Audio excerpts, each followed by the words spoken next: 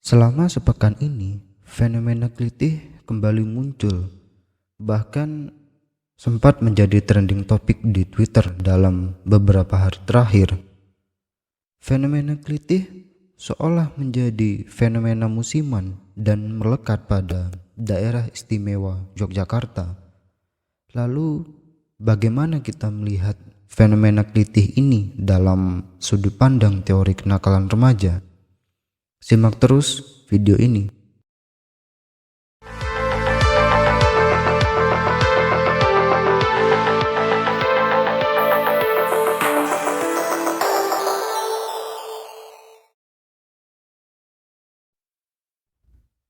Kata kelitih sendiri berasal dari bahasa Jawa yang memiliki arti aktivitas keluar rumah atau berkeliling kota tanpa tujuan. Jadi, ketika ada seorang remaja yang beraktivitas di luar rumah dan tanpa tujuan, maka hal tersebut dikatakan kelitah-kelitih atau kelitih. Kata kelitih kemudian mengalami pergeseran makna ketika kalimat kelitih disematkan pada perilaku kenakalan remaja yang menjurus pada tindakan kriminal. Kelitih yang kita kenal sekarang merupakan tindakan kriminal anak remaja yang berkeliaran di malam hari dan melakukan pembacokan atau penganiayaan kepada orang lain. Sasaran perilaku kelitih juga semakin beragam. Pada tahun 2017, aksi kelitih merupakan aksi balas dendam antar remaja atau antar kelompok yang melampiaskannya dengan cara membacok lawan. Jadi, rivalitas antar kelompok remaja di sekolah merupakan sumbu utama terjadinya perilaku kelitih di kalangan remaja. Namun, perilaku kelitih yang terjadi pada akhir hari ini telah mengalami perluasan, di mana sasaran korbannya bukan lagi rival sesama remaja di sekolah atau antar kelompok remaja. Namun yang menjadi korbannya ialah siapapun bisa menjadi korban kelitih ketika segerombolan remaja menemui sasaran.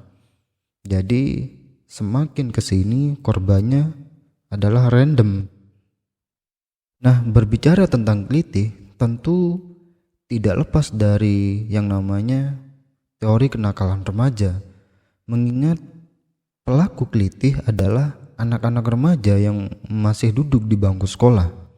Istilah kenakalan remaja atau juvenile delinquency merupakan gejala sakit atau patologis pada anak-anak dan remaja yang disebabkan oleh satu bentuk pengabdian sosial, sehingga para remaja kemudian mengembangkan bentuk tingkah laku yang menyimpang. Faktor-faktor sosiokultural memainkan peran yang cukup besar dalam pembentukan atau pengkondisian tingkah laku kriminal para remaja. Perilaku anak-anak remaja ini menunjukkan tanda-tanda kurang atau tidak adanya konformitas terhadap norma-norma sosial yang ada. Istilah kenakalan remaja menurut Dreyfus mengacu pada suatu rentang yang luas dari tingkah laku yang tidak diterima secara sosial, seperti misalkan seorang remaja yang sering membuat onar di sekolah, dan hingga berujung pada tindakan-tindakan kriminal seperti pencurian, pembegalan, dan tindakan atau perilaku kelitih. Untuk alasan hukum, terdapat pembedaan yang terdiri dari dua bagian. Yang pertama adalah pelanggaran indeks, yang merupakan tindakan kriminal yang dilakukan oleh remaja atau orang dewasa, seperti halnya tindakan-tindakan perampokan, pemerkosaan, pembegalan, dan pembunuhan. Kemudian yang kedua adalah pelanggaran status, yang merupakan tindakan yang tidak seserius pelanggaran indeks. Contoh pelanggaran status seperti misalkan remaja yang bolos sekolah dan remaja yang kecanduan miras. Nah, tindakan tersebut dilakukan oleh remaja di bawah usia tertentu yang membuat mereka digolongkan sebagai pelaku pelanggaran remaja. Selain pelanggaran indeks dan pelanggaran status, terdapat juga gangguan tingkah laku atau conduct disorder yang merupakan istilah diagnosa psikiatri yang digunakan bila sejumlah tingkah laku seperti bolos sekolah, melarikan diri, melakukan pembakaran, melakukan perkelahian yang berlebihan, bersikap kejam terhadap binatang, dan membobol atau masuk tanpa izin. Nah, apabila dari berbagai gejala tersebut muncul 3 atau lebih pada anak yang berusia di bawah 15 tahun dan anak atau remaja tersebut sulit untuk diatur dan berada di luar kendali, maka diagnosisnya adalah gangguan tingkah laku. Dan kebanyakan anak-anak serta remaja pada suatu waktu akan melakukan hal-hal yang merusak atau memunculkan kesulitan bagi diri mereka sendiri dan juga orang lain. Nah, terkait perilaku kelitih sendiri, terdapat beberapa hasil penelitian mengenai kelitih di kota Yogyakarta. Dari berbagai hasil riset mengenai fenomena kelitih, terdapat beberapa faktor penyebab yang melatar belakangi seorang remaja untuk melakukan tindakan kelitih. Perilaku kelitih yang tergolong ke dalam agresivitas remaja berkaitan erat dengan lingkungan sosial yang menjadi tempat tumbuh kembang anak dan remaja. Lingkungan sosial tersebut diantaranya keluarga, kelompok atau teman sebaya, dan lingkungan masyarakat, serta karakter individu itu sendiri yang kemudian menjadi faktor penyebab dalam perilaku kelitih.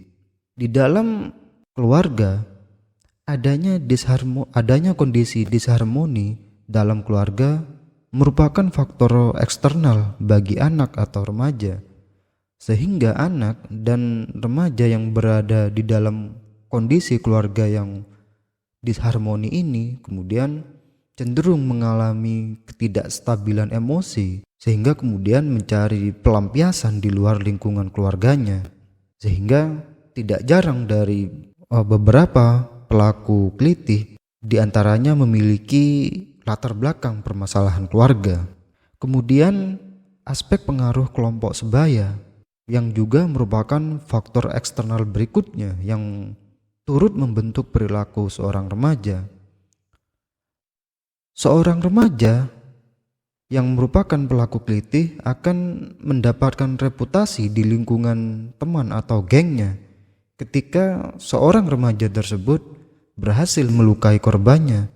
Seorang remaja ingin menemukan eksistensinya dengan menjadi pelaku kelitih, seperti yang ditemukan dalam beberapa hasil penelitian mengenai kelitih. Aspek lingkungan sosial juga merupakan faktor eksternal dalam terbentuknya perilaku remaja. Seorang remaja yang tinggal dalam suatu masyarakat yang tidak atau minim norma-norma sosial cenderung memiliki perilaku yang bisa dikatakan liar. Bahkan ketika berada di lingkungan sekolah, seorang remaja minim pengawasan dari guru atau sekolah, sehingga hal tersebut kemudian berpengaruh terhadap perilaku anak atau remaja. Kemudian karakter individu itu sendiri, di mana seorang remaja yang memiliki masalah dalam lingkungan keluarga cenderung memiliki emosi yang tidak stabil. Banyak hal yang bisa membuat seorang remaja terpancing emosi, termasuk melakukan kekerasan di jalanan yang merupakan wujud ekspresi pelampiasan emosinya akibat apa yang dia alami dalam lingkungan keluarganya. Dari apa yang telah dipaparkan tadi, dapat disimpulkan bahwa fenomena kelitih merupakan masalah kenakalan remaja yang mengarah pada tindakan kriminal serta tergolong ke dalam penyakit sosial akut. Mengingat fenomena kelitih selalu terulang dan menelan banyak korban. Para pelaku kelitih merupakan remaja atau pelajar yang memiliki latar belakang permasalahan kompleks di dalam masa pertumbuhannya, di mana masalah-masalah seperti masalah keluarga, masalah kelompok dengan kelompok sebaya, dan juga lingkungan keluarga serta karakter individu. Kemudian apa yang seharusnya kita lakukan bersama terkait dengan adanya perilaku kelitih ini? Yang pertama, fenomena kelitih sudah sepatutnya mendapatkan perhatian serius dari semua pihak. Di antaranya orang tua, sekolah, penegak hukum, dan pemerintah. Keluarga sebagai wadah terpenting dalam pembentukan anak atau remaja sudah sepatutnya menjadi sebuah lingkungan yang kondusif sehingga kemudian membentuk perilaku individu yang harmonis pula dan dapat diterima dalam lingkungan sosialnya. Kemudian juga sekolah seharusnya bukan hanya menjadi tempat belajar, namun juga harus ada tugas ekstra dari sekolah untuk mengawasi kondisi psikologis anak. Jadi ketika ada seorang anak atau remaja yang menunjukkan sifat atau perilaku menyimpang, maka sesegera mungkin dilakukan upaya bimbingan yang intensif untuk mencegah perilaku-perilaku penyimpangan yang lebih parah. Kendati para pelaku kelitih masih berada di bawah umur, namun upaya penanganannya perlu mempertimbangkan pada aspek kriminalitas, karena tindakannya adalah tindakan kriminal yang sangat membahayakan dan meresahkan bagi masyarakat luas. Dan kemudian pemerintah juga perlu membuat sebuah kebijakan yang mencakup upaya-upaya preventif terjadinya aksi kenakalan remaja. Dan kebijakan terkait rehabilitasi perlu dilakukan yang namanya rehabilitasi jangka panjang bagi para pelaku kelitih. Jadi para pelaku kelitih tidak hanya menjalani hukuman singkat, namun juga perlu dilakukan rehabilitasi secara jangka panjang guna membentuk karakter baru pada seorang remaja yang pernah menjadi pelaku kelitih. Demikian video kali ini. Semoga dengan adanya fenomena kelitih ini dapat menjadi pelajaran bagi kita semua. Salam akal sehat.